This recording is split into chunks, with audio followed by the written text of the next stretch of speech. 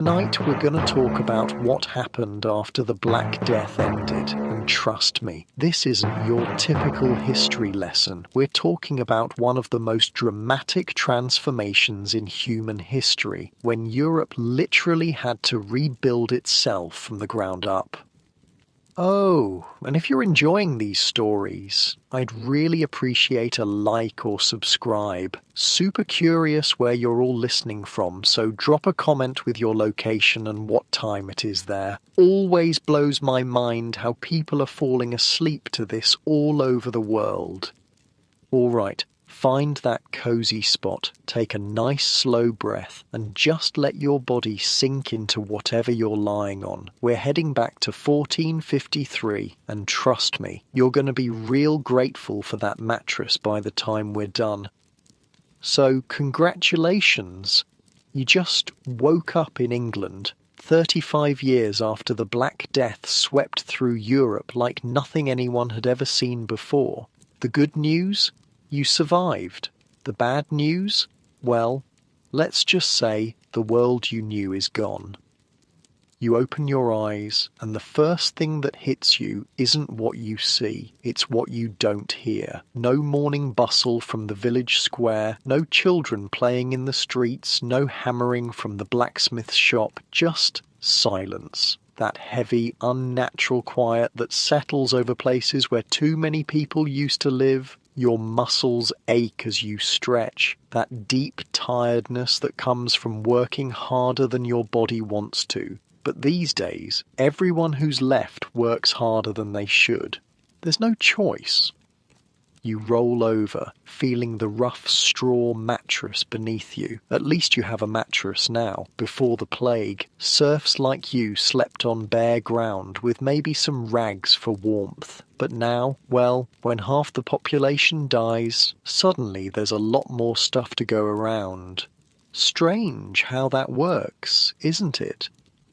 You sit up slowly, letting your eyes adjust to the dim light filtering through the one small window. The house itself is bigger than what you grew up in. Used to belong to the miller and his family. All 6 of them died in the space of a week, back in 1348.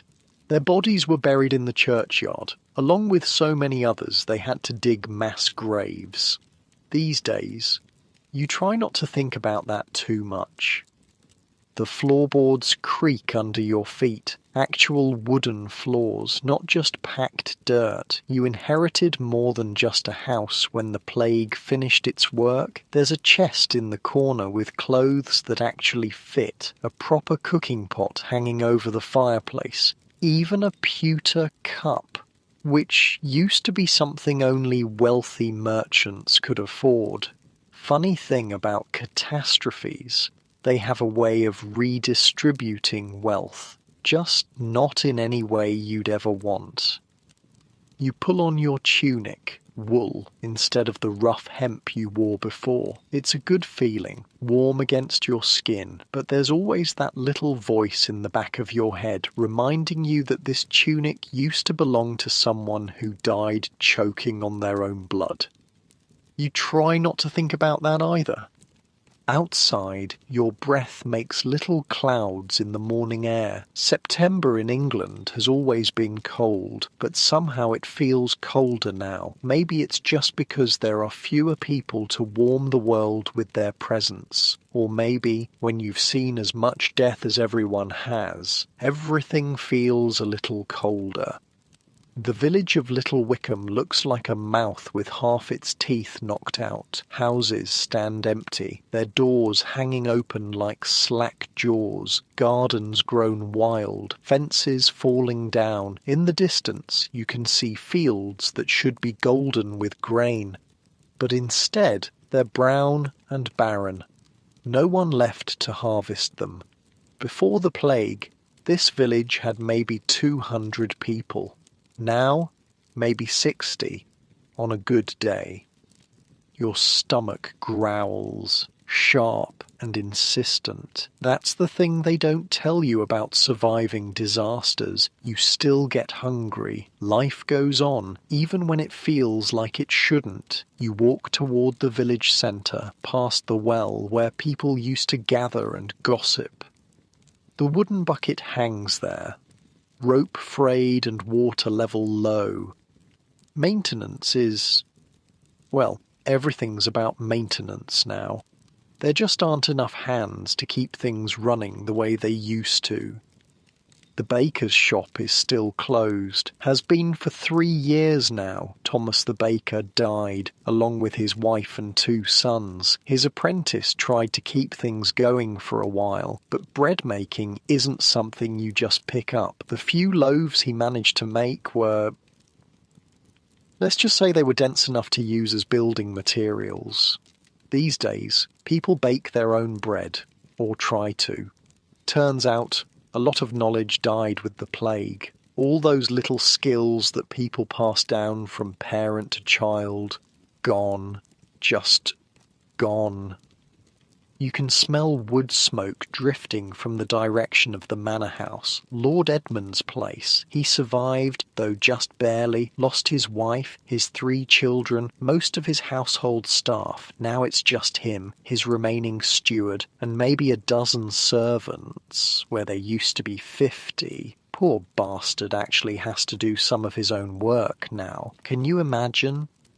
But here's where things get interesting, and this is the part that would have been unthinkable before the plague. You're not going to bow and scrape when you see him. You're not going to tug your forelock and mumble, "Yes, my lord," and "No, my lord," like your father did.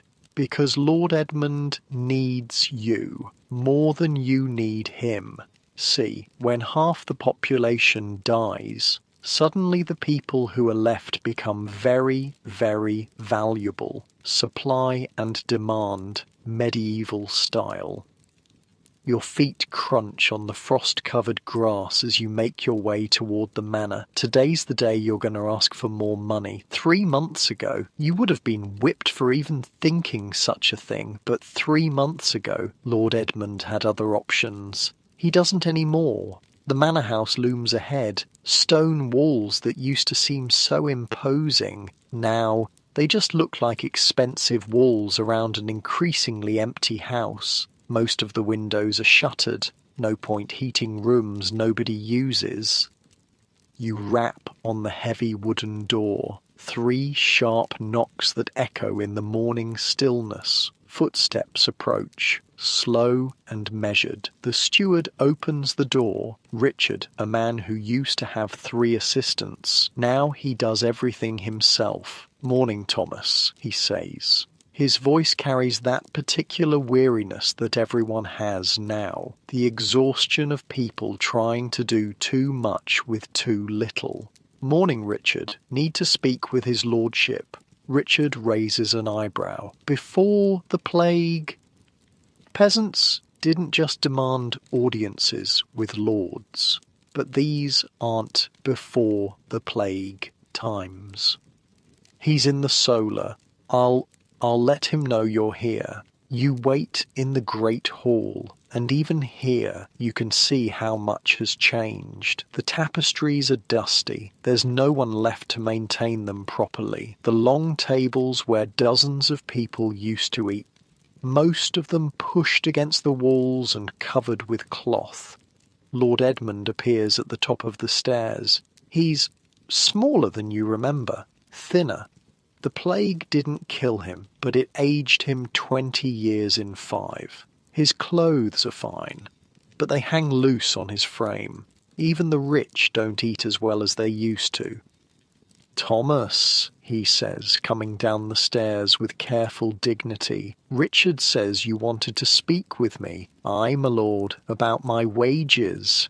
The words hang in the air between you. A year ago, hell, 6 months ago, this conversation would have ended with you in the stocks. But Lord Edmund just sighs, like a man who's had this conversation too many times already. "What are you making now? 2 shillings a week?"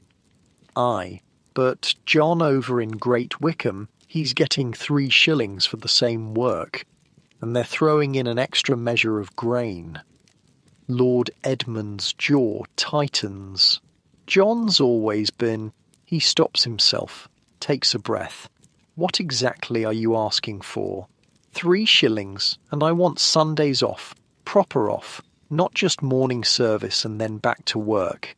The old Lord Edmund would have exploded, called the guards, had you beaten. But the old Lord Edmund had 50 workers to choose from. This Lord Edmund has you, and maybe 5 others.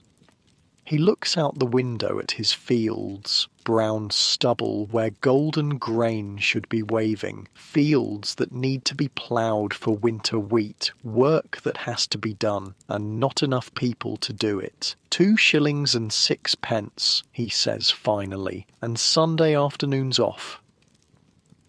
You pretend to consider this, though honestly, it's more than you hoped for, but you've learned something important in these past few years. When someone needs you more than you need them, you have power. Done, you say, extending your hand. He shakes it, a lord, shaking hands with a peasant. Your grandfather would have fainted. As you walk back through the village, you pass the churchyard. The original cemetery was full by the time the plague finished, so they dug new sections, then those filled up. Now there are graves scattered around the church like fallen leaves, but life, somehow, keeps going. You see Margaret hanging laundry behind her cottage. She's wearing a dress that's too fine for a widow, but her husband had been the village's most successful merchant before he died. Now she owns his business, such as it is. Women inheriting property, running their own shops. Another thing that would have been impossible before. Strange how catastrophe creates opportunities.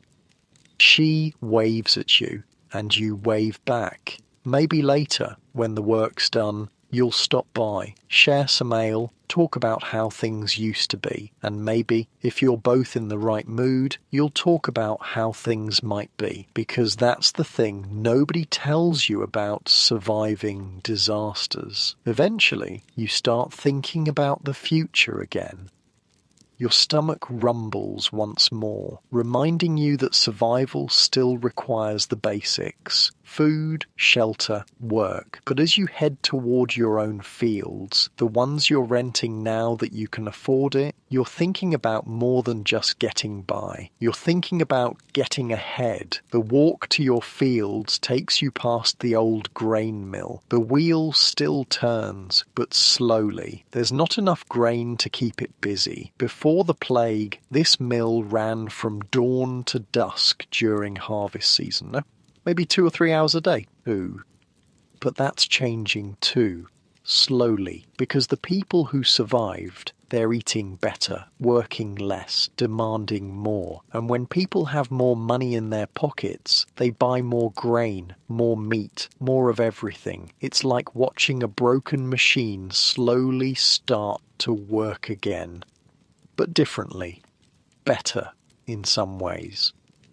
Your fields stretch out before you, not huge, but yours, well, rented, but at terms that your father never could have imagined. Lord Edmund was so desperate for someone to work this land that he agreed to let you keep 60% of what you grow. Before the plague, a peasant might keep 20% if he was lucky.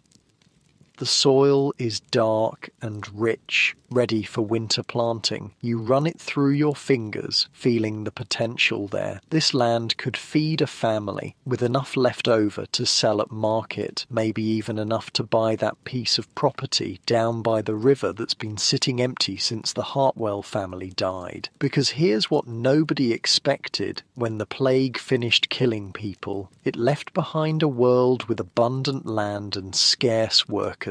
And for the first time in centuries that meant ordinary people had choices.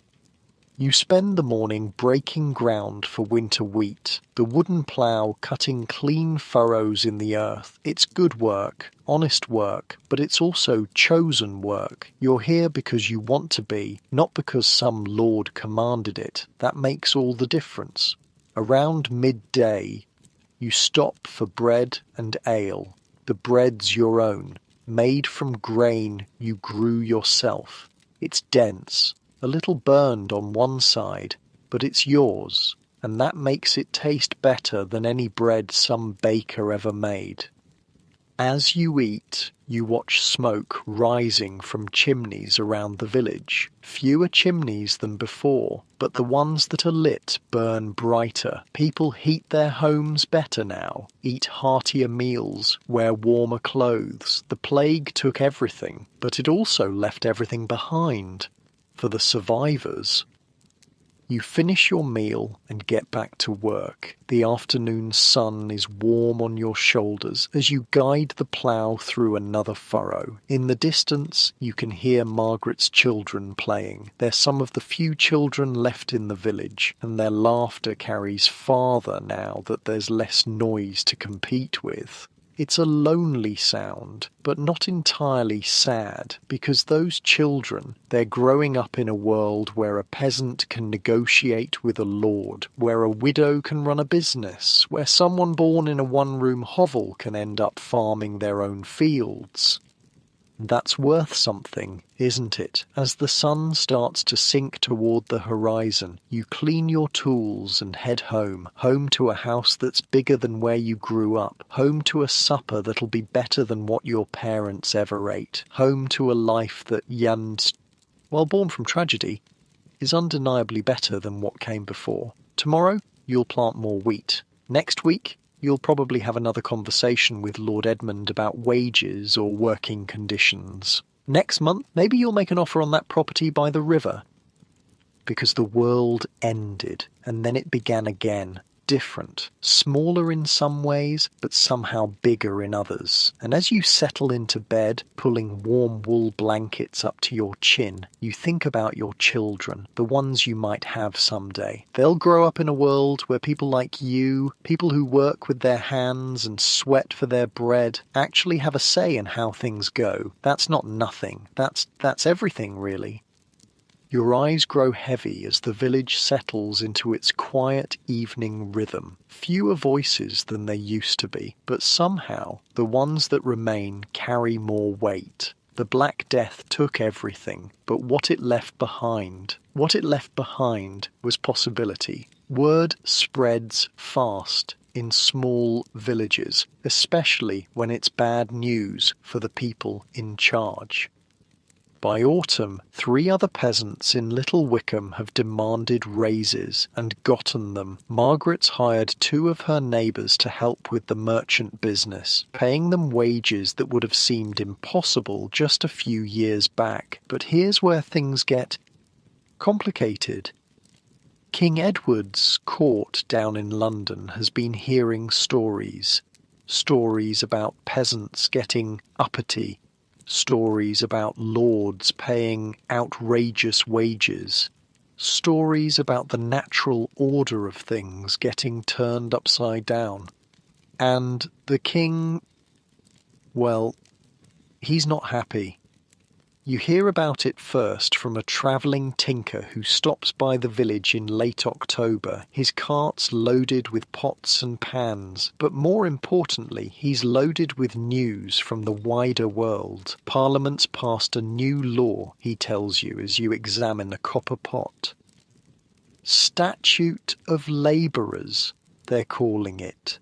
Says no worker can demand more than they were paid back in 1346, before all the dying started. You set the pot down, feeling something cold settle in your stomach. What's that mean exactly? The tinker glances around, making sure no one's listening. Means if they catch you asking for higher wages, they can put you in the stocks, brand your face. Some places, they're hanging folks. The copper pot suddenly feels very heavy in your hands. Course, the tinker continues, lowering his voice. Law's one thing, enforcement's another. Hard to punish a man when you need him to harvest your grain? That night, you lie awake listening to the wind rattle your shutters. The house feels less secure now, less like shelter and more like a target, because that's the thing about progress. It always makes someone angry. Next morning brings frost and bad news. Lord Edmund's steward shows up at your door before sunrise, his face grim as winter soil. His lordship wants to see you, now.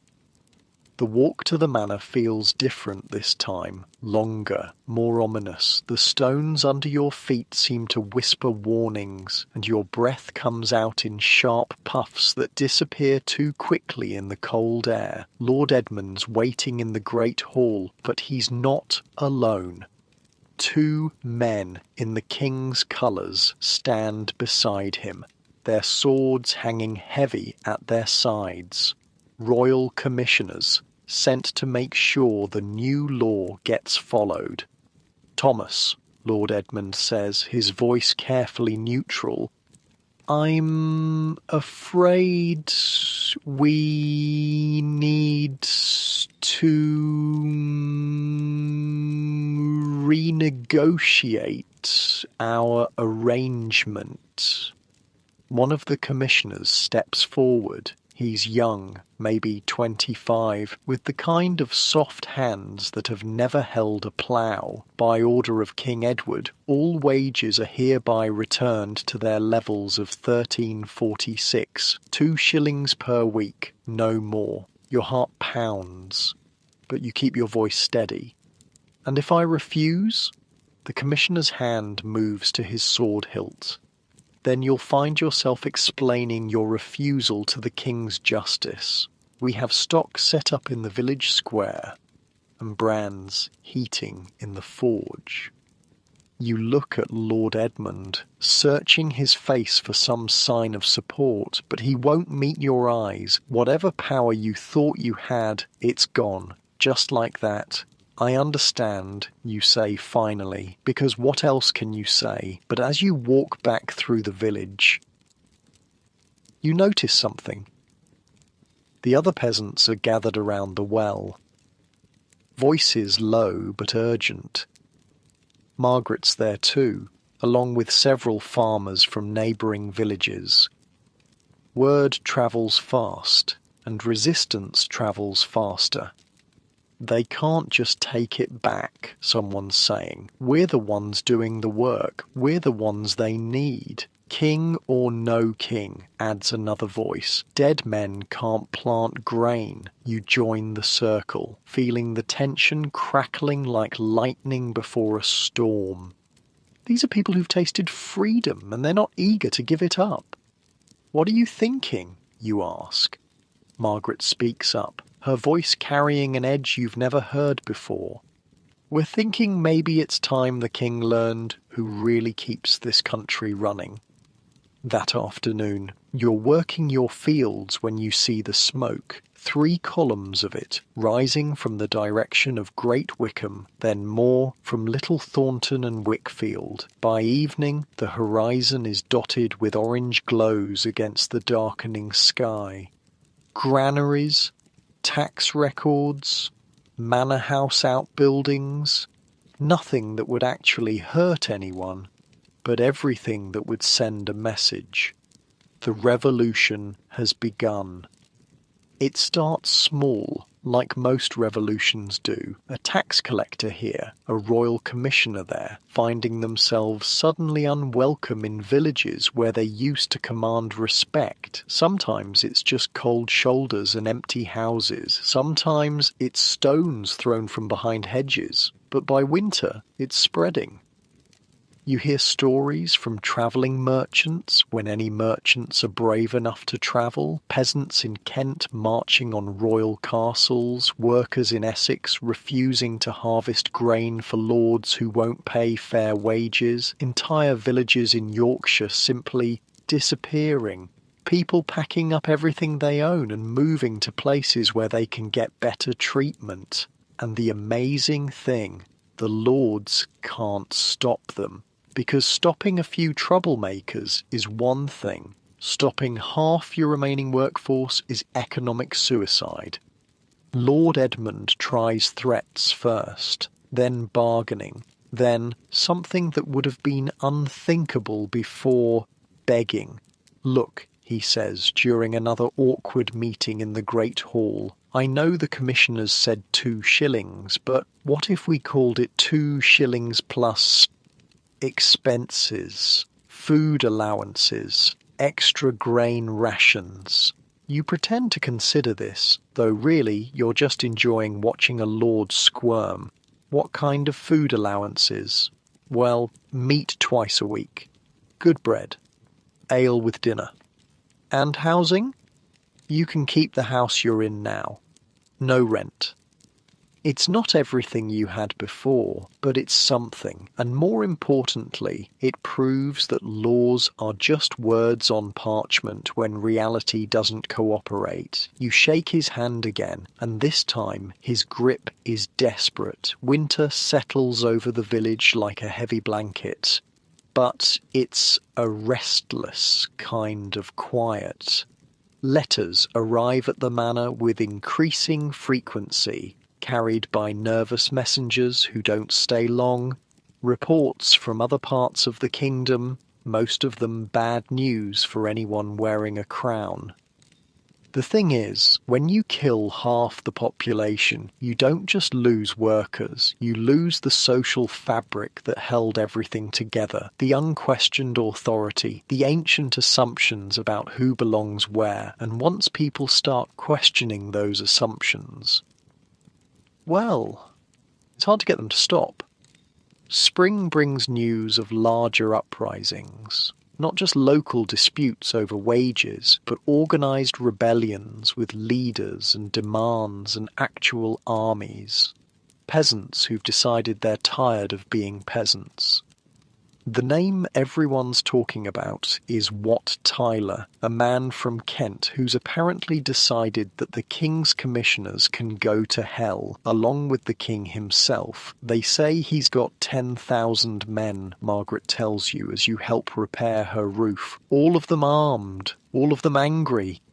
You hammer another nail into the thatch, thinking about how different everything feels now. Before the plague, 10,000 angry peasants would have been impossible. There wouldn't have been enough discontent, or enough confidence, or enough organisational ability. But after the plague, well, surviving a catastrophe teaches you that the impossible happens all the time. What's he want, you ask? End to serfdom, fair wages, death to corrupt officials. She pauses, then adds quietly, "Sounds reasonable to me." By early summer, the rebellion's no longer just a story you hear from travellers. It's something you can see on the horizon. Smoke from burning tax offices, streams of refugees fleeing areas where royal armies and peasant militias are fighting running battles. And then, one morning in June, you wake up to find armed men camped in your village square. Not royal soldiers, not exactly, and not local peasants either. Something in between. Men with weathered faces and work-hardened hands, but carrying proper weapons and wearing bits of armour clearly taken from somewhere else. Their leader's a woman, which is shocking enough by itself, but she carries herself like someone used to being obeyed, and when she speaks, people listen. "We're heading to London," she announces to the growing crowd, "to present our demands to the king. Anyone who wants to come, you're welcome." "What demands?" someone calls out. She unfolds a piece of parchment, though you suspect she's memorized every word. "End to serfdom and villanage.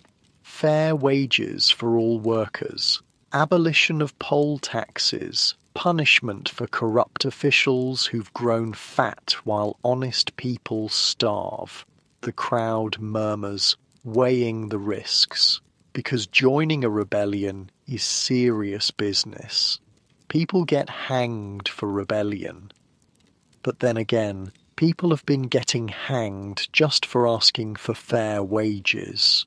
What makes you think the king will listen? Lord Edmund has appeared, flanked by his remaining guards, but his voice lacks its old authority. He sounds worried.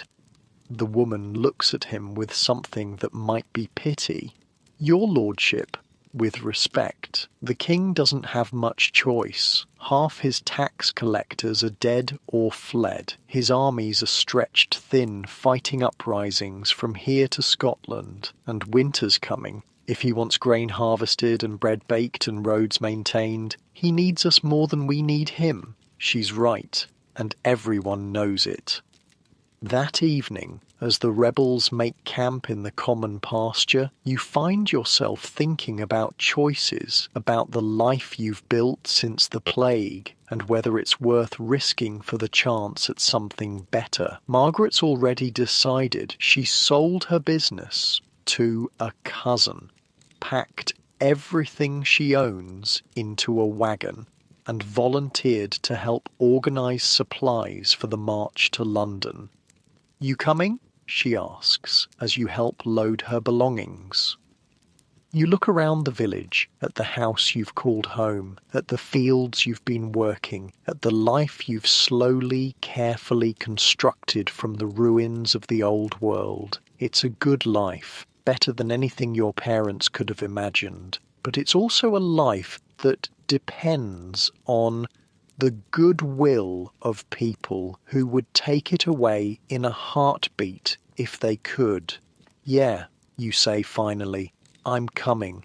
Because here's what you've learned in the years since the plague. Survival isn't just about staying alive. It's about building something worth staying alive for. The next morning, you lock your door, leave a note for Lord Edmund explaining that you've gone to discuss working conditions with the king, and join the line of people heading south toward London. The road's full of others like you, farmers and craftsmen and merchants and labourers, all united by the simple belief that they deserve better than what they're getting. Some carry weapons, others just carry tools, but all of them carry something that would have been impossible before the plague: hope. The landscape you pass through tells the story of the last 5 years in burned fields and empty villages and manor houses with boarded windows. But it also tells another story in new construction and improved roads and signs of careful, purposeful rebuilding. Because that's the thing about catastrophes. They clear away the old, making room for something new to grow. As you walk, you talk with your fellow travellers, a blacksmith from Essex whose lord tried to cut his wages in half, a miller from Suffolk whose grain stores were seized by royal tax collectors, a weaver from Norfolk whose entire village was burned for refusing to pay a poll tax they couldn't afford. All of them with stories, all of them with grievances, all of them with the same realization that individual resistance isn't enough anymore. By the 3rd day, your group has grown to nearly 1,000 people. By the 5th day, there are rumours of other groups converging on London from all directions. Tens of thousands of people, all with the same destination and the same demands. The king's going to have to listen whether he wants to or not. You camp that night on a hilltop overlooking the Thames, and in the distance you can see the smoke and lights of London, the largest city in England, and tomorrow the site of what might be the most important conversation in the kingdom's history. As you settle into your bedroll, listening to the murmur of conversations around the campfire, you think about how far you've come, not just in miles, but in everything else. 5 years ago, you were a serf who couldn't leave your lord's land without permission. Tonight, you're a free man, camped outside the capital, preparing to negotiate with the king as an equal. That's worth something, even if tomorrow goes badly. The stars overhead are the same ones that shone down on the plague years, when bodies filled the streets and the future seemed impossible. But somehow, impossibly, the future arrived anyway, and it looks nothing like what anyone expected. London hits you like a slap to the face. The smell reaches you first, long before you see the city walls. Thousands of people packed together, cooking fires, waste, horses, and underneath it all, something else. Something that makes your stomach clench with memory, fear. You crest the final hill on June 13th, and there it is, the greatest city in England spread out below you like a sprawling beast. Stone walls, church spires, the tower looming over the Thames like a giant's fist, and surrounding it all, camps, thousands upon thousands of people just like you, peasants and craftsmen and labourers who've walked hundreds of miles to have a conversation with a king. Jesus, breathes the blacksmith walking beside you. Look at them all. The camps stretch for miles along the river. Banners flutter in the morning breeze, most of them homemade, bearing symbols you recognise from your own village. The cross of St. George, tools of various trades, and here and there more ominous signs, nooses, headless crowns, slogans painted on rough cloth. Death to traitors. When Adam delved and Eve span, who was then the gentleman? Your group finds space on a hillside called Blackheath, where the Kent rebels have gathered under their leader. Wat Tyler's smaller than you expected, maybe 40 years old, with the kind of weathered face that speaks of hard work and harder decisions. But when he talks on more, listen. Brothers, he says, his voice carrying across the camp without strain. Tomorrow we enter the city, not as conquerors, but as free men seeking justice from our king. Cheers rise from the crowd, but Tyler raises his hand for quiet. Remember, we're not here to destroy. We're here to build, to tear down the corrupt system that's kept us in chains and replace it with something fair, something human. You find yourself nodding along, caught up in the hope and energy of the moment. Around you, faces shine with something that's been missing from English villages for too long. Possibility. That night, you barely sleep. The excitement is infectious, crackling through the camp like lightning. People share food, stories, dreams of what comes next. A miller from Canterbury talks about starting a cooperative where workers share the profits. A weaver from Dover imagines guilds run by craftsmen instead of wealthy merchants. But underneath the hope, there's tension. Because everyone knows that what happens in the next few days will determine whether this ends in triumph or massacre. Dawn breaks grey and misty over the Thames, and with it comes movement. Thousands of people breaking camp, gathering belongings, forming loose columns that stretch back toward the horizon. The march to London begins. You walk with Margaret and the blacksmith, part of a river of humanity flowing toward the city gates. The guards at Aldgate take one look at the approaching crowd and simply step aside. Smart men. London's streets are narrow, twisting, designed for maybe a few hundred people at a time, not several thousand. The crowd spreads out like water finding its level, filling every available space, and the city responds. Some Londoners slam their shutters and bar their doors. Others lean out of windows, cheering, throwing bread and coins. A few brave souls actually join the march. Craftsmen and labourers who've been nursing their own grievances against the wealthy merchants who run the city. But it's when you reach the wealthy quarter that things get interesting.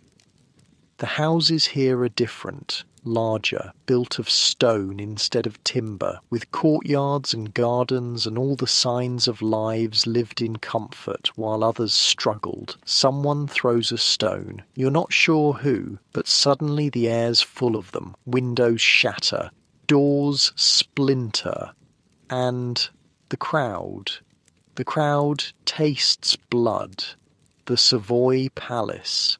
That's where it really starts. John of Gaunt's residence, the most magnificent building in London after the royal palaces, home to the man who's been the real power behind the throne while young King Richard grows into his crown. Someone shouts, "Burn it," and suddenly everyone's shouting it. You find yourself swept along with the crowd through the palace gates into courtyards filled with treasures that represent more wealth than your entire village sees in a decade. Tapestries, gold plate, furniture carved from exotic woods, and all of it, every bit of it, bought with money squeezed from people who work for a living. The palace burns beautifully. You stand in the courtyard, watching flames lick at windows, feeling the heat on your face, and thinking about justice, about balance, about how sometimes the only way to build something new is to burn down what came before. Margaret appears beside you, her face lit by the orange glow. "Feel good?" she asks. "Yeah," you admit. "It does." But even as the palace burns, Tyler's trying to maintain order. You see him moving through the crowd, reminding people that they're here for justice, not revenge. That destroying property is one thing, but harming people is another. Mostly, people listen to him. Mostly. The Fleet prison gets opened, and suddenly the streets are full of freed prisoners. Some of them are debtors, people imprisoned for owing money they couldn't pay. Others have been locked up for more serious crimes. Temple Bar burns next, along with all the legal records stored there. Centuries of laws and precedents and property deeds, gone in an afternoon of smoke and celebration. Because here's what the lawyers and lawmakers never understood. When the law serves only the wealthy, burning the law starts to feel like justice. As evening falls, you find yourself with a group of rebels surrounding the Tower of London, the ancient fortress where kings have lived and died, where traitors have been executed, where the machinery of royal power grinds on regardless of who suffers beneath it. And inside, trembling behind stone walls that suddenly don't seem so impregnable, is 14-year-old King Richard himself. "Come out," someone shouts. "Come out and face your people." But the tower stays silent, its gates locked, its guards nowhere to be seen. Tyler arrives with a message. The king, through intermediaries, has agreed to meet tomorrow morning at Mile End, outside the city walls, a place where both sides can gather safely. "He's agreed to hear our demands," Tyler announces. "All of them. Freedom from serfdom, fair wages, punishment for corrupt officials." The crowd erupts in cheers. But you notice Tyler's expression remains careful. Hopeful, but careful. Because promising to listen and actually listening are two very different things. That night, you sleep in the ruins of a tax collector's office, the papers and ledgers that once recorded every penny owed by every peasant in 3 counties. They make excellent kindling for your campfire. Outside, London burns in a dozen places, not the whole city, but enough to send a message that can be seen for miles. The old order is ending. What comes next? That's tomorrow's question.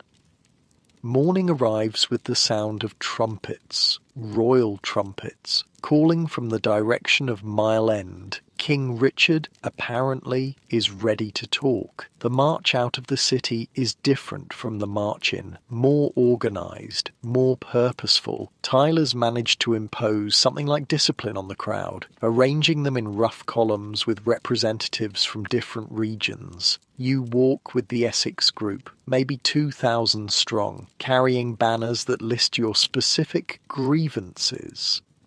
End to serfdom. Abolition of poll taxes. Fair courts. The right to hunt in royal forests. Simple things, really. Human things. Mile End is a large field outside London's walls, perfect for the kind of massive gathering that's about to take place. And there, waiting on a raised platform surrounded by guards and nobles, is the king himself, Richard Plantagenet, 14 years old, heir to Edward the Black Prince, ruler of England, though right now he looks more like a scared boy trying very hard to appear brave, which, to be fair, he probably is. The meeting begins with ceremony, heralds reading proclamations, nobles making speeches about royal mercy and divine authority, but Tyler cuts through all of it with the kind of blunt speaking that makes lawyers nervous. "Your Majesty," he says, stepping forward, "we've come to discuss the terms under which your people, all your people, can live with dignity." Richard's voice is higher than you expected, still changing, but it carries clearly across the field. "We are prepared to hear your concerns." What follows is the most extraordinary conversation in English history, a king negotiating with peasants as equals. Tyler presents the demands, one by one: end to serfdom and villanage, freedom for all bondmen, reduction of rents to reasonable levels, amnesty for all rebels, charters guaranteeing these rights in perpetuity. And Richard, young, scared, but apparently well advised, agrees to all of it. Every single demand. The crowd erupts. People weep, embrace, fall to their knees in gratitude. You find yourself shaking, overwhelmed by the magnitude of what just happened. Serfdom ended. Just like that, with words on parchment and a royal seal, scribes begin copying charters immediately, documents that will be carried back to every village and town, proof that the old system is dead and something new has been born. You're handed a charter, the parchment still wet with ink, bearing the royal seal that makes it law. Freedom, spelled out in Latin and English. Official as sunrise. Margaret's crying, and you realise you are too. But even as the celebration begins, you notice something. Tyler's not celebrating. He's watching the king and the nobles around him with the careful attention of a man who knows that promises made under pressure are easily broken once the pressure's gone. And he's right to be careful. Because while this meeting's happening, while charters are being written and hands are being shaken, other things are happening too.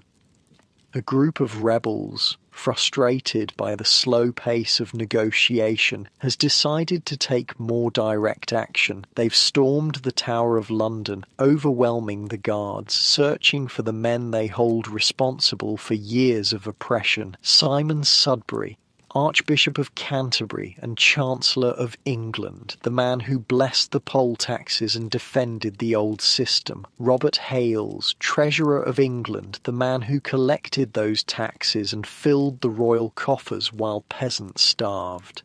John Leger, the bureaucrat who designed the whole system of oppression.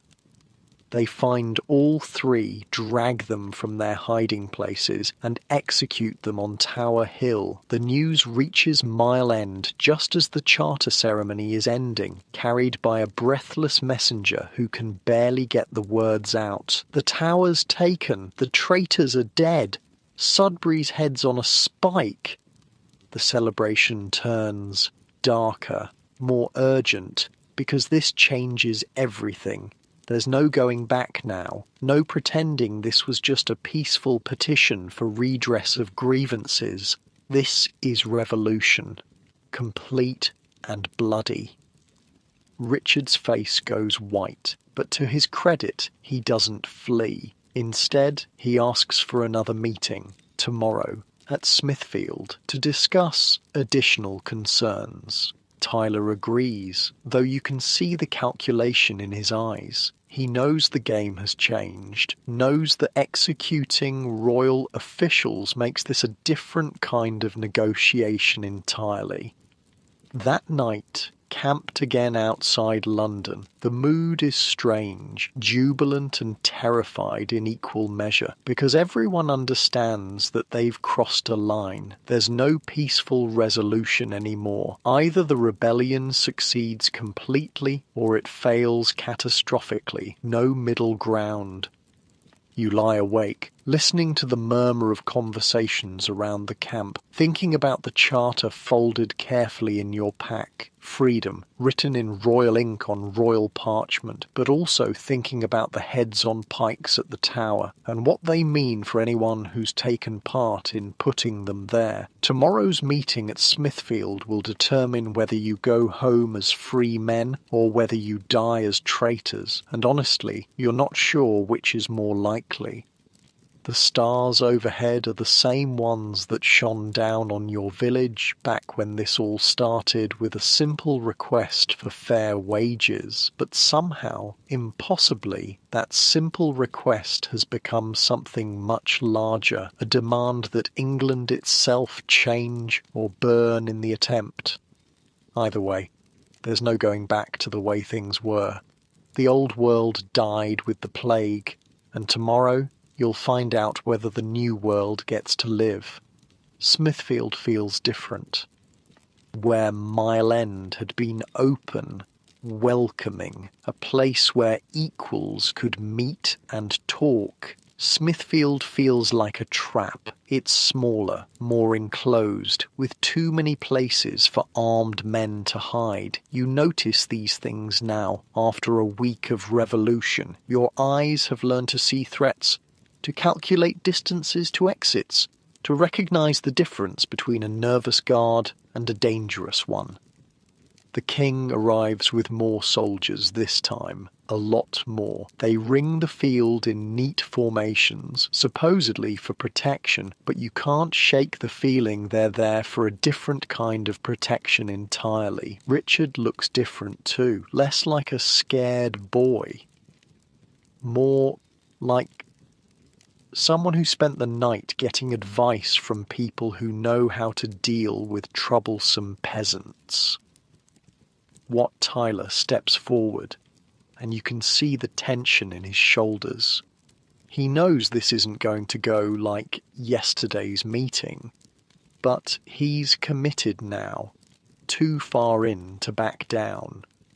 Your Majesty, Tyler begins, we've come to discuss additional terms, but Richard cuts him off. The terms discussed yesterday are sufficient. We suggest you return to your homes and trouble us no more. The words hit the crowd like a physical blow. Yesterday's promises, suddenly conditional, suddenly negotiable. Tyler's voice hardens. With respect, Your Majesty, those terms didn't address everything. We need guarantees, real guarantees, and we need them in writing, with penalties for anyone who tries to reverse them. You need, Richard's voice carries a new edge. You forget yourself, Tyler. We are your king. You do not make demands of us. The crowd behind you stirs, restless, sensing the shift in mood. Yesterday they were citizens petitioning their ruler. Today they're rebels facing judgment. Tyler takes another step forward, close enough now that you can see the sweat on his face despite the cool morning air. Your Majesty, we're reasonable men. We've shed blood for what's right. We won't go home empty-handed. Blood, Richard's voice rises. You speak of blood. You murdered our chancellor, our treasurer, men who served the crown faithfully. Men who served themselves, Tyler shoots back, while honest people starved. The space between them crackles with tension. Two men representing two completely different ideas about how the world should work. And around them, thousands of people waiting to see which idea wins. That's when it happens. Tyler, frustrated by the king's sudden coldness, makes a gesture. Maybe he's reaching for his sword. Maybe he's just emphasizing a point. Maybe he's trying to demonstrate something. It doesn't matter. William Walworth, Lord Mayor of London, sees Tyler's hand move toward his weapon and decides he's seen enough. His sword comes out in one smooth motion, catching Tyler in the neck before anyone can react. Tyler staggers, blood spraying, his eyes wide with shock. He takes two more steps, reaches out toward the king as if to say something, and collapses, dead. Just like that, the silence stretches for maybe 3 heartbeats, long enough for everyone to understand what just happened. Then, chaos. The crowd surges forward, screaming for vengeance. Swords come out, bows are drawn. The careful discipline Tyler had imposed, gone in an instant. And that's when Richard does something extraordinary. He spurs his horse forward, directly into the mob, his young voice cutting through the screaming. "You shall have no captain but me!" The words are perfectly chosen. Perfectly timed, because these aren't anarchists or criminals. They're people who still believe in kingship, who still think their grievances can be addressed by appealing to royal justice. And here's their king, young and brave and apparently sympathetic, offering to be their leader. The crowd, incredibly, actually stops. "Follow me," Richard continues, his voice gaining strength. "I will be your king and your captain. Your grievances shall be heard. Justice shall be done." It's brilliant. Absolutely brilliant. Because instead of facing an angry mob seeking revenge for their murdered leader, he's created a situation where he's leading that mob, where their anger becomes his to direct. The crowd follows him, away from Smithfield, away from Tyler's body, to an open field where they can be properly surrounded by royal troops. And once they're there, once they're isolated and outnumbered, Richard's true intentions become clear. "Men of Essex, Kent and Suffolk," he announces, his voice now carrying total authority. "You have been deceived, led astray by traitors and rebels, but we are merciful. Return to your homes now, and we will forgive your momentary confusion." The crowd murmurs, uncertain. Some of the rebels are nodding, ready to accept the offer. Others look suspicious, sensing the trap. "What about the charters?" someone calls out. "What about our freedom?" Richard's smile doesn't reach his eyes. Those agreements were made under duress. Contracts signed with a sword at one's throat have no legal standing.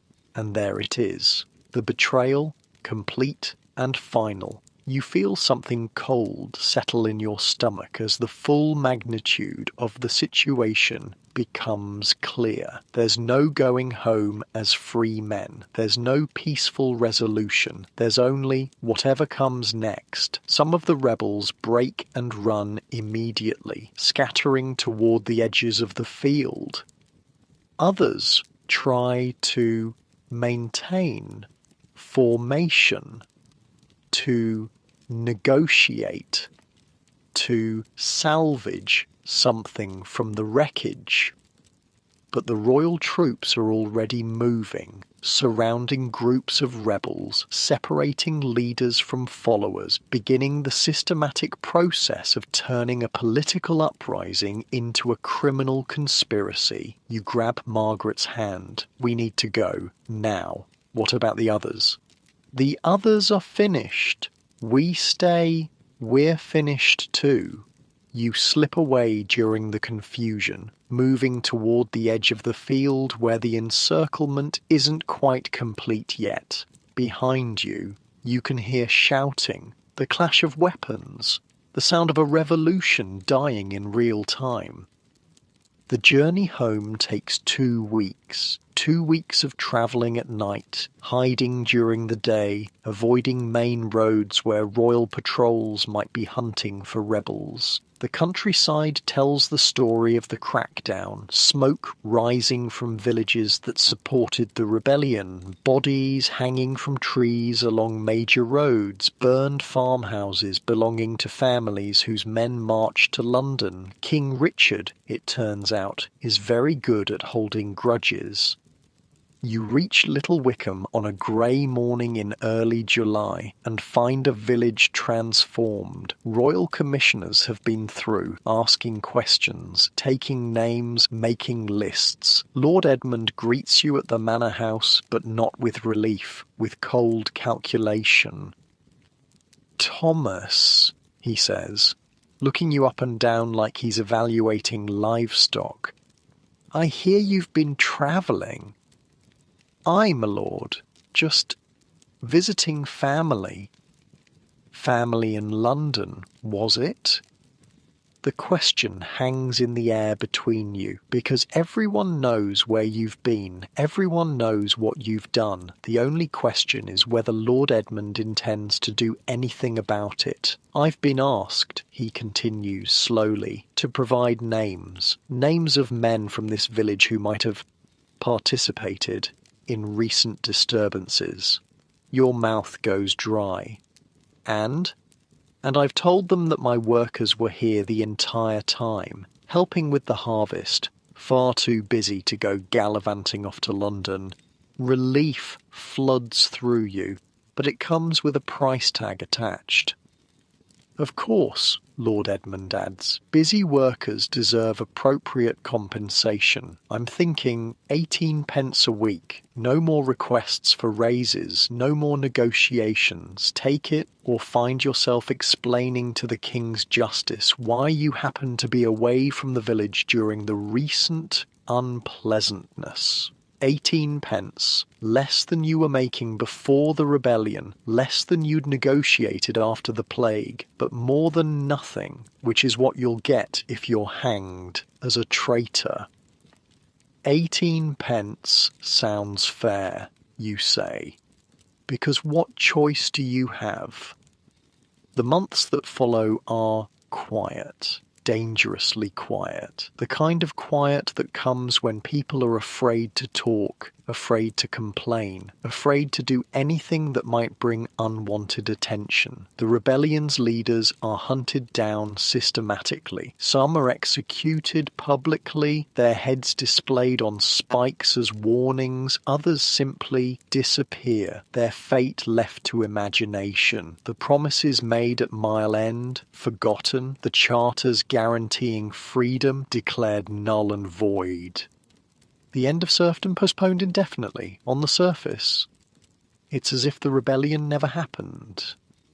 But underneath, things have changed in ways that can't be undone. Because here's the thing about revolutions, even failed ones, they change how people think about themselves, about their place in the world, about what's possible.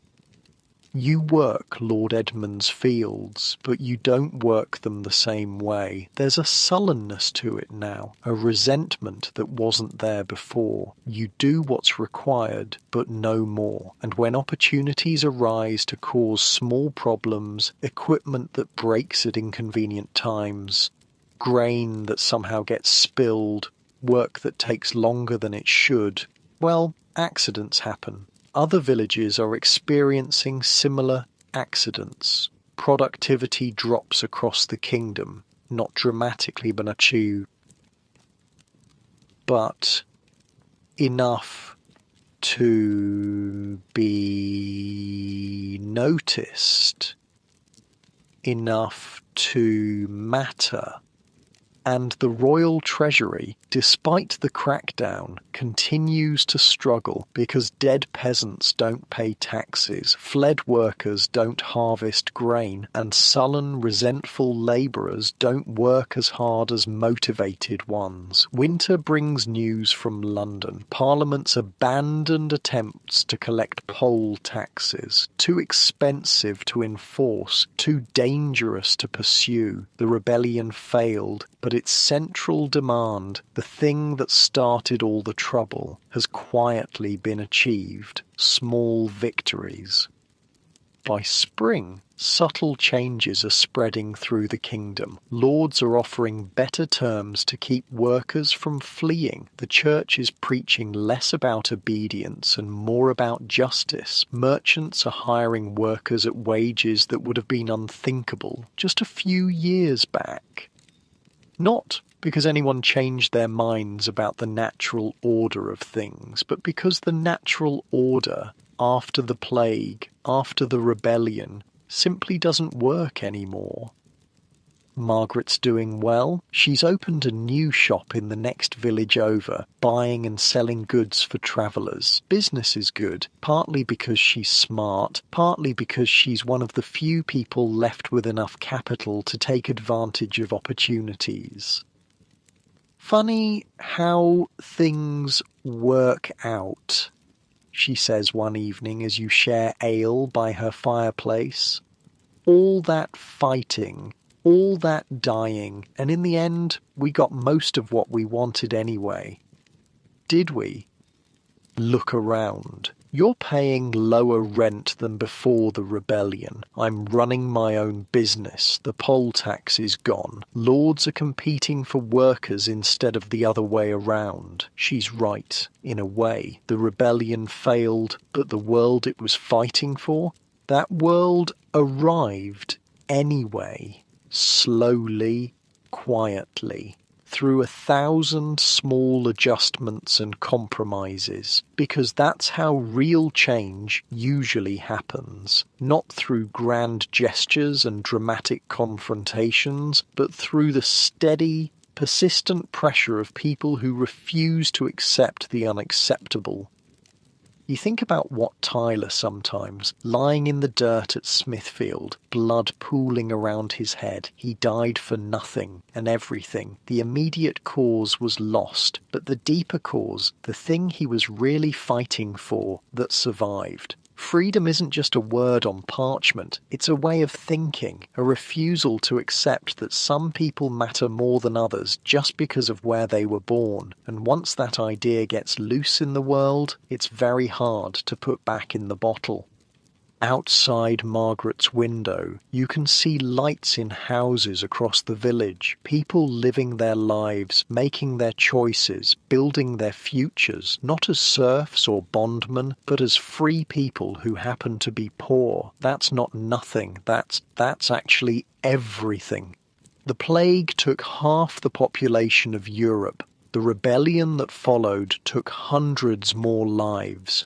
But what emerged from all that death, what crawled out of the wreckage of the old world, was something unprecedented, a society where ordinary people had choices, where someone born in a hovel could end up owning land, where a widow could run a business, where a peasant could tell a lord no and live to talk about it. It wasn't the world Tyler dreamed of, but it was closer to that dream than anyone thought possible. Back when the dying started and the future seemed impossible, change comes slowly, then all at once, and sometimes, if you're very lucky, you get to live through the moment when everything shifts, when the old assumptions crumble, when new possibilities suddenly seem real. The Black Death was the worst thing that ever happened to medieval Europe. But what came after, what grew from the soil, fertilized by all that death, was the beginning of the modern world. A world where people like you matter, where your voice counts, where the future belongs to everyone. Not just the people born wealthy enough to own it. That's worth remembering as you drift off to sleep in a house you choose to live in, earning wages you helped negotiate, in a village where you're free to stay or go as you please. The revolution failed, but somehow, impossibly, you won anyway. Time has a funny way of healing wounds you thought would never close. It's been 15 years since the rebellion, 15 years since Wat Tyler died in the dirt at Smithfield, 15 years since you walked home from London with a price on your head and revolution in your heart. Now, you're 43 years old. You own your house outright. Your fields produce enough grain to feed your family and sell at market. Your oldest son is learning to read, something that would have been impossible for someone of your class before the plague changed everything. And sometimes, on quiet evenings when the work is done and the village settles into its peaceful rhythm, you almost forget how the world used to be. Almost. But then something happens to remind you. A letter arrives from a cousin in Venice, or a merchant passes through with stories from France, or you catch sight of one of those strange new doctors walking through the countryside wearing their peculiar bird-like masks. And you remember that the changes, the real changes, are still spreading like ripples in a pond. The Venetians, clever bastards that they are, figured something out that nobody else had. They realized the plague wasn't just God's wrath or bad air or punishment for sin. It was something specific, something that traveled from person to person, from place to place, in ways you could predict and maybe control. So they did something radical.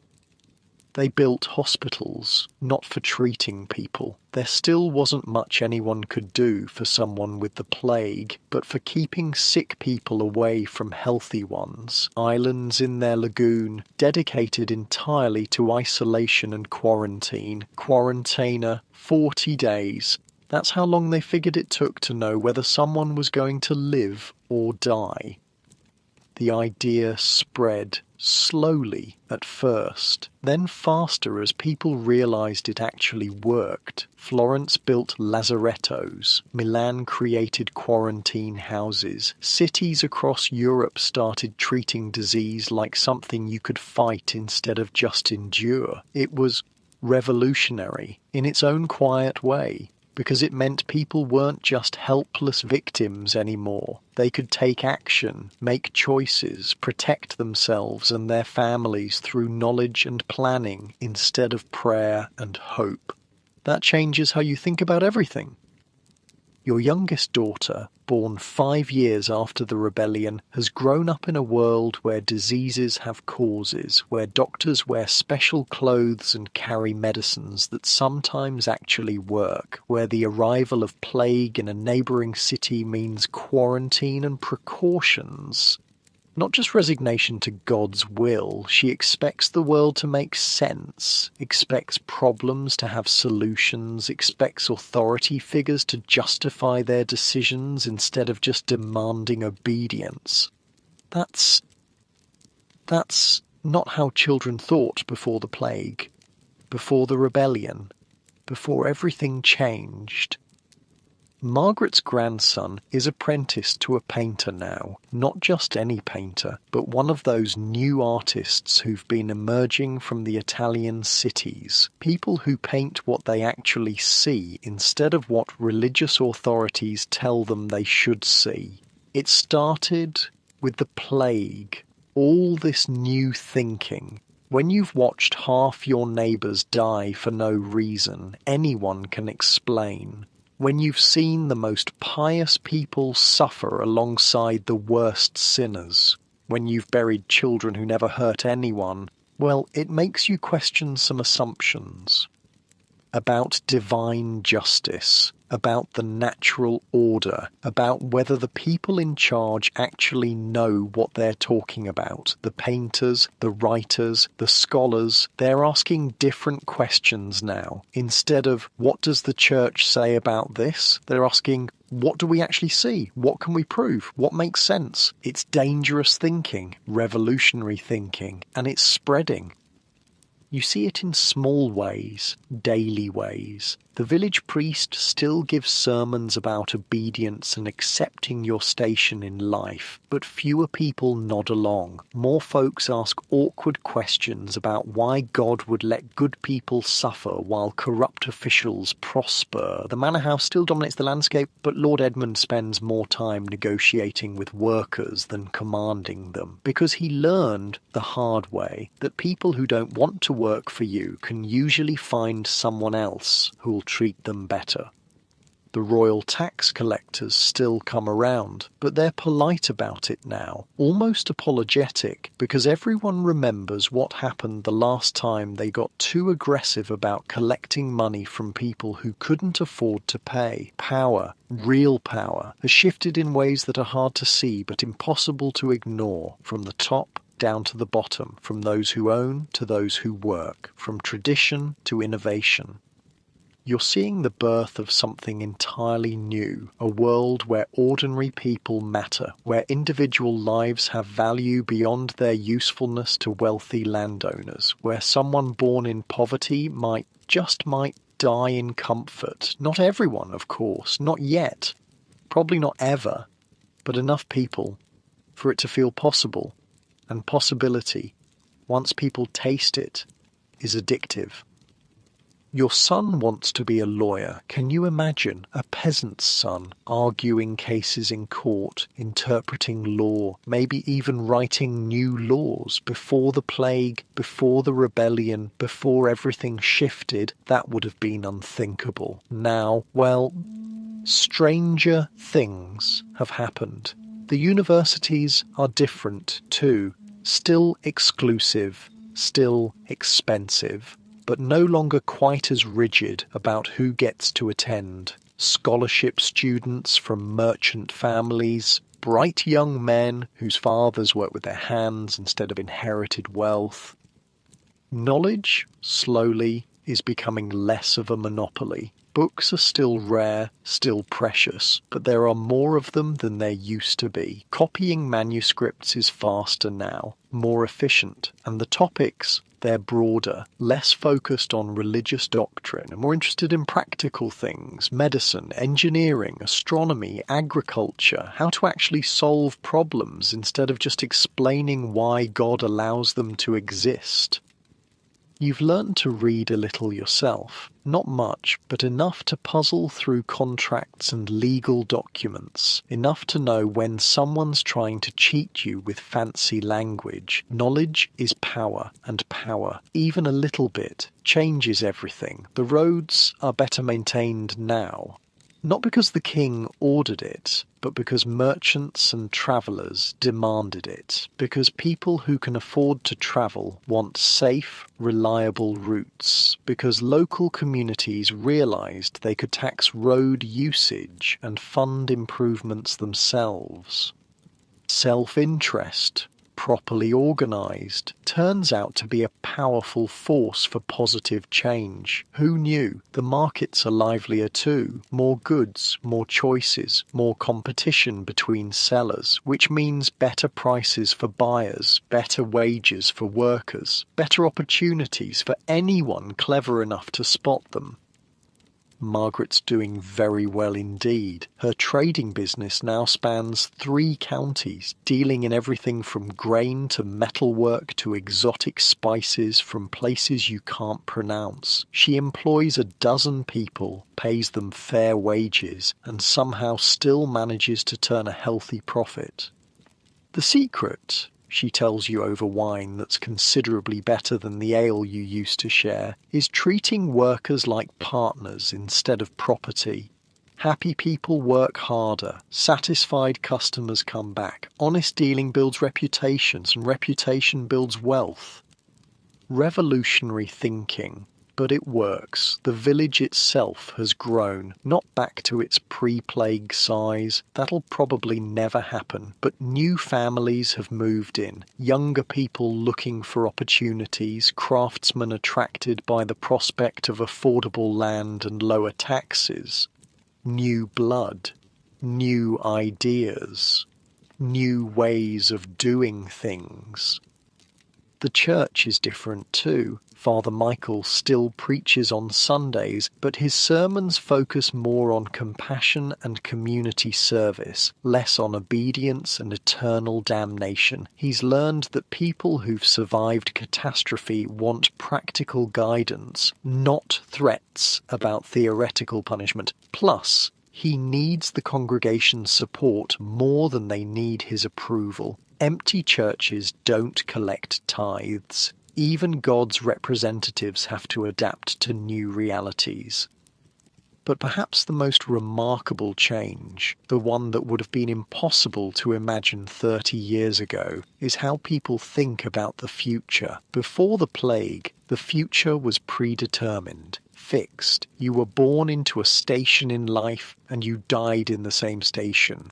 Your children inherited your social position along with your debts. Progress was measured in generations, if it happened at all. Now people make plans, set goals, imagine their children living better lives than they did, believe that hard work and clever thinking can actually change outcomes.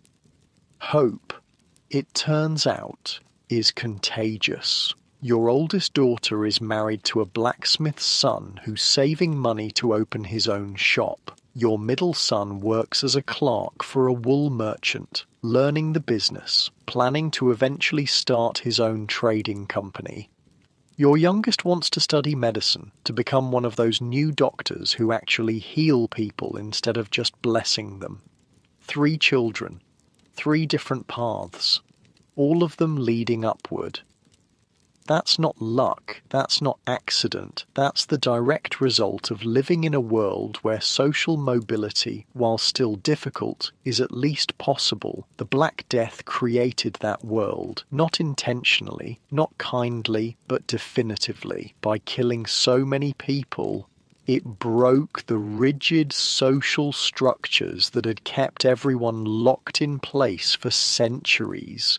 By creating labour shortages, it gave ordinary workers bargaining power they'd never had before. By demonstrating that traditional authority couldn't protect anyone from catastrophe, it opened space for new kinds of thinking. The price was horrific. 25 million dead in Europe alone, families destroyed, communities wiped out, an entire generation traumatized by losses too great to comprehend. But from that trauma, somehow, emerged something unprecedented, a society where individual merit mattered more than inherited status, where innovation was valued alongside tradition, where people could question authority without facing immediate execution, the foundation, in other words, of the modern world. Not that anyone planned it that way. History rarely works according to plan. Usually, it stumbles forward through a combination of catastrophe and adaptation, crisis and opportunity, blind luck and stubborn human determination to survive. The plague was the catastrophe, the rebellion was the crisis. What came after, what you're living through now, is the adaptation, and it's remarkable. You're sitting by your fireplace on a winter evening in 1398, watching your youngest daughter practice writing by candlelight. Her letters are neat, careful, better than your own halting attempts at literacy. She's writing a letter to her cousin in London, describing life in the village, sharing news and gossip and plans for the future. Ordinary correspondence between ordinary people, except that 30 years ago, ordinary people couldn't write letters.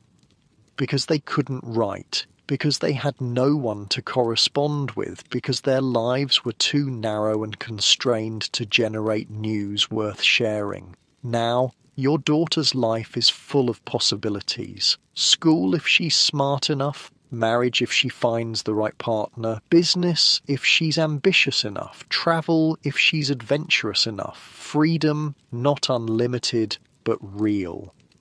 That's the plague's strangest legacy, not the millions of deaths, though those are remembered, not the economic disruption, though that's still being felt, but the simple fact that people now expect their lives to matter, expect their voices to be heard, expect their work to be valued, expect their children to have opportunities. Expectations, once raised, are hard to lower.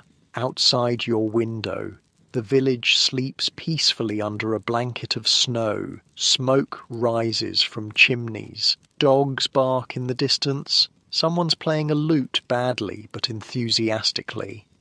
Normal sounds. Comfortable sounds, the sounds of people living their lives without fear of sudden catastrophe or arbitrary punishment. It took 30 years, but somehow, impossibly, normal came back, different than before, better in many ways, but recognizably, blessedly normal. The plague taught Europe that catastrophe was always possible. The rebellion taught it that change was always possible too. And what emerged from those lessons was a new kind of society, one built on the revolutionary idea that ordinary people deserved ordinary happiness. Not much to ask for when you think about it. Food on the table, a roof overhead, work that pays fairly, children who might live better lives than their parents, basic human dignity. But for most of human history, even that much was too much to hope for. Now, it's the minimum people expect. That's actually extraordinary. You bank the fire and prepare for bed, checking that the doors are latched, that the windows are shuttered against the cold. Small precautions against predictable problems, the kind of ordinary vigilance that's possible when you're not constantly watching for plague or famine or violent social upheaval. When the world makes enough sense that planning ahead actually works. Your bed is warm, the blankets are wool, well made, purchased rather than inherited. Your house is solid, properly constructed, chosen rather than assigned. These aren't luxuries, exactly, but they're comforts, signs of a life lived with some degree of control over circumstances. As you settle into sleep, you think about tomorrow, market day in the next village. You'll sell grain, buy supplies, maybe stop by the inn for ale and conversation with other farmers. Ordinary plans, normal expectations, the kind of boring day-to-day existence that's only possible when society isn't collapsing around your ears. The Black Death ended 50 years ago, the rebellion failed 30 years ago, but somehow the world they left behind became the world you always hoped for. Not perfect, not equal, not fair in any absolute sense, but better, measurably, undeniably better. And that, as you drift off to sleep in a house you own, in a bed you chose, in a life you built through your own decisions and efforts, that's enough, more than enough. It's everything, really. The future, whatever it brings, belongs to people like you now. People who work for a living, people who think for themselves, people who expect tomorrow to be at least as good as today and are willing to work to make it happen. That's the Black Death's most unexpected gift. Not the ending it brought, but the beginning it made possible. The beginning of a world where ordinary people matter, where you matter, where your story, this story, becomes part of something larger than any individual life, but made meaningful by the sum of all individual choices. Sleep comes easily in such a world. Dream peacefully in such a time. Tomorrow will be better. Not perfect, but better. And that's revolution enough for anyone.